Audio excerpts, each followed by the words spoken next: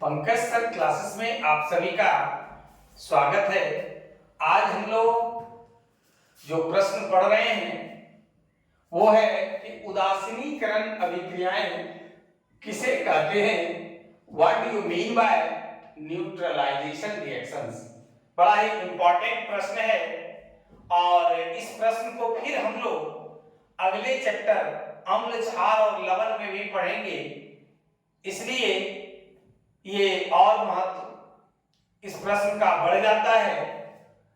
आइए, उदासीनीकरण अभिक्रियाएं किसे कहते हैं, तो वह अभिक्रिया जिसमें कोई अम्ल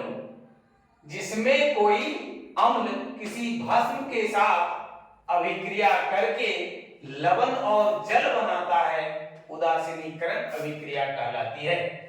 इसमें क्या होता है कि अम्ल को भस्म उदासीन कर देता है और उदासीन करने के फलस्वरूप लवण और जल बनता है।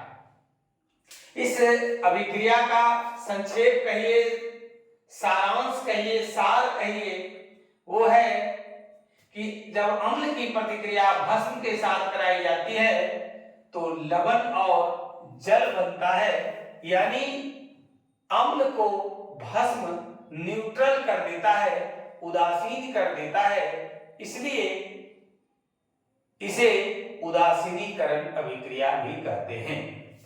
अब आइए उदाहरण के माध्यम से और समझने का प्रयास करेंगे कि जब हाइड्रोक्लोरिक अम्ल की प्रतिक्रिया सोडियम हाइड्रोक्साइड के साथ कराई जाती है तब सोडियम क्लोराइड और जल बनता है। ये एक उदासीनीकरण अभिक्रिया का उदाहरण है। कारण हाइड्रोक्लोरिक अम्ल क्या है? अम्ल है, एसिड है। सोडियम हाइड्रोक्साइड क्या है? ये भस्म है।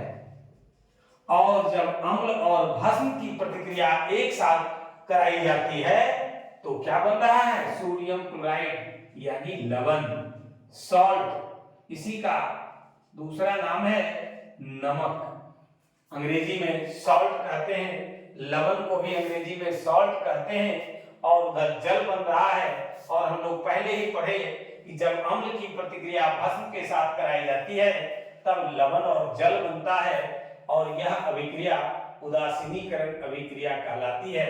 उदाहरण में भी हाइड्रोक्लोरिक अम्ल है, सोडियम हाइड्रोक्साइड भस्म है, सोडियम क्लोराइड जो बना वो लवण है, नमक है, सॉल्ट है और इधर जल बनता है, इसलिए यह एक उदासीनीकरण अभिक्रिया का उदाहरण है।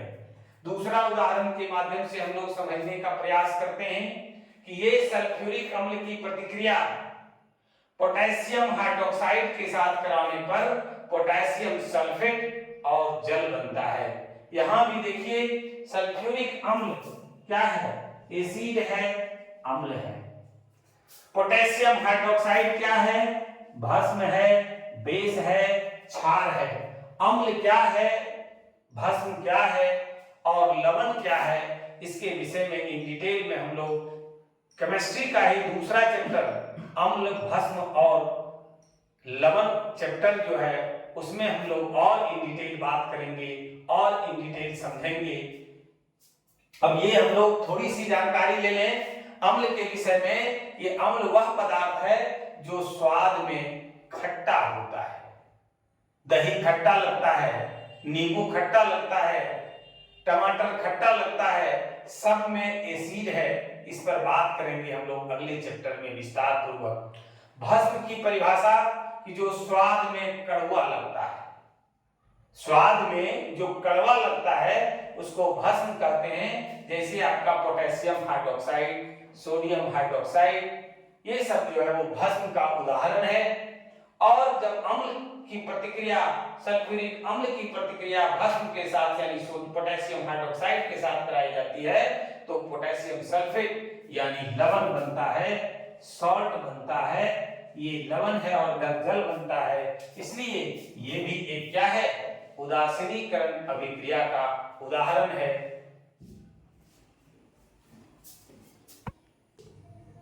अब आइए हम लोग देखते हैं कि प्रकाश रासायनिक अभिक्रियाएं किसे कहते हैं, फोटोकेमिकल रिएक्शंस किसे कहते हैं। नाम से ही पता चल रहा है कि प्रकाश रासायनिक अभिक्रियाएं यानी वे रासायनिक अभिक्रियाएं जो प्रकाश की उपस्थिति में घटित होती है, प्रकाश रासायनिक अभिक्रियाएं कहलाती है। आइए वही परिभाषा लिखा भी है मैंने कि वैसी रासायनिक अभिक्रियाएं जो प्रकाश की उपस्थिति में घटित होती है, प्रकाश की उपस्थिति में होती है, इन प्रेजेंस ऑफ लाइट जो है प्रकाश, ये रासायनिक अभिक्रियाएं होती है, प्रकाश रासायनिक अभिक्रियाएं कहलाती है। फिर से एक बार देखिए कि वैसी रासायनिक अभिक्रियाएं जो प्रकाश की उपस्थिति में घटित होती है, प्रकाश रासायनिक अभिक्रियाएं कहलाती है।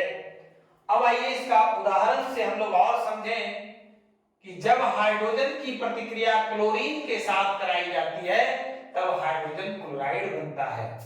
आप एक चीज करके देख सकते हैं कि जब हाइड्रोजन को क्लोरीन के साथ मिला करके अंधेरा में रख दीजिएगा तो हाइड्रोजन क्लोराइड नहीं बनेगा, यानी रासायनिक अभिक्रिया नहीं होती है। और उसी मिश्रण को हाइड्रोजन और क्लोरीन को मिला करके अगर धूप में रख दीजिएगा, सूर्य प्रकाश की उपस्थिति में रख दीजिएगा, तब जाकर के हाइड्रोजन क्लोराइड बनता है। इसलिए ये जो रासायनिक अभिक्रिया है ये प्रकाश रासायनिक अभिक्रिया का उदाहरण है, क्योंकि ये प्रकाश की उपस्थिति में होता है। दूसरा जो उदाहरण है कि कार्बन डाइऑक्साइड, जल और ये सूर्य प्रकाश और क्लोरोफिल जो देख रहे हैं, इसके बाद ग्लूकोज और ऑक्सीजन बनता है। ये बहुत ही इंपॉर्टेंट रासायनिक अभिक्रिया है और इसका नाम है प्रकाश संश्लेषण अभिक्रिया। प्रकाश संश्लेषण अभिक्रिया के द्वारा ही पेड़ पौधे अपना भोजन बनाते हैं। आप याद रखिएगा, इसको और हम लोग डिटेल में पढ़ेंगे, विस्तार पूर्वक पढ़ेंगे। बायोलॉजी के पहला चैप्टर में, जीव विज्ञान के पहला चैप्टर में हम लोग पढ़ेंगे। फिलहाल जो आपके सिलेबस में है तो यहां पर भी चर्चा करते हैं कि प्रकाश संश्लेषण की अभिक्रिया के लिए 4 चीज की आवश्यकता होती है। वो 4 चीज क्या क्या है? तो पहला है जल, दूसरा है कार्बन डाइऑक्साइड, पेड़ पौधे जल जमीन से प्राप्त करते हैं, कार्बन डाइऑक्साइड वातावरण से प्राप्त करते हैं, और तीसरा है हरित लवक, क्लोरोफिल पेड़ पौधे में मौजूद होता है। इसी क्लोरोफिल पिगमेंट के चलते, क्लोरोफिल हरित लवक वर्णक के चलते, लवक के चलते, पिगमेंट के चलते उसका पत्ती का रंग, तना का रंग हरा होता है और पत्ती प्रकाश संश्लेषी अंगक कहलाता है। इसलिए प्रकाश संश्लेषण की जो पूरी प्रक्रिया होती है वो पेड़ पौधों के पत्तियों में होता है, लिप्स में होता है।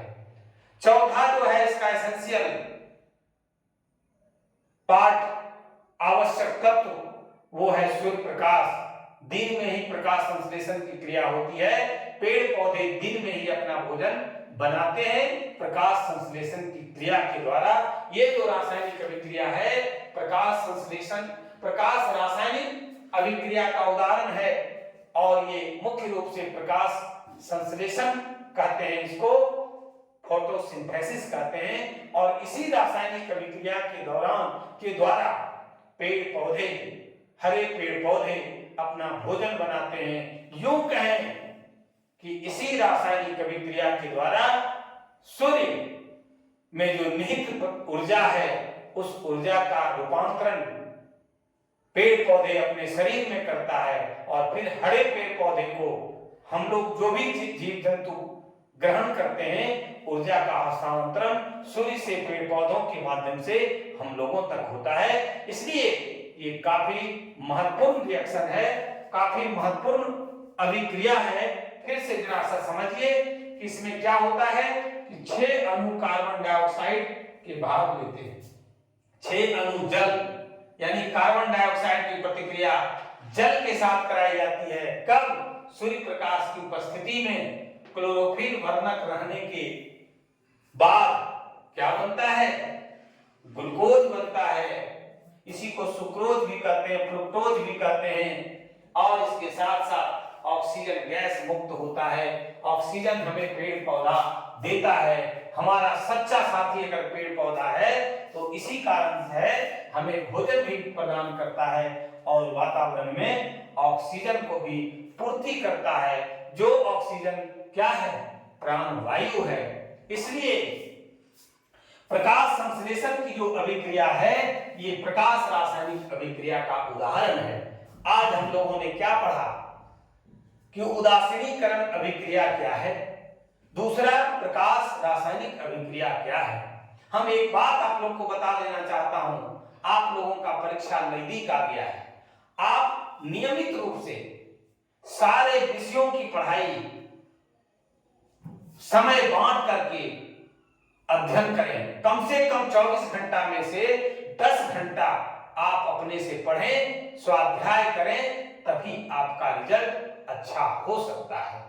इसलिए हमें आशा और उम्मीद है कि आप लोग 10 घंटा पढ़ेंगे, नियमित रूप से पढ़ें, सारा विषय की तैयारी करें, सब विषयों को एक एक घंटा बांट दें और सभी विषय की तैयारी करें। और मैं आपको भरोसा और विश्वास भी दिलाता हूं, एक फिजिक्स भौतिकी खत्म हो गया, केमिस्ट्री चल रहा है, इसके बाद जीव विज्ञान, गणित और सारा विषय की तैयारी आपकी कराई जाएगी। आज का अगर वीडियो अच्छा लगा हो तो लाइक और शेयर जरूर करें। जो लोग अब तक चैनल को सब्सक्राइब नहीं किए हैं, चैनल को सब्सक्राइब जरूर करें। आज के क्लास में बस इतना ही।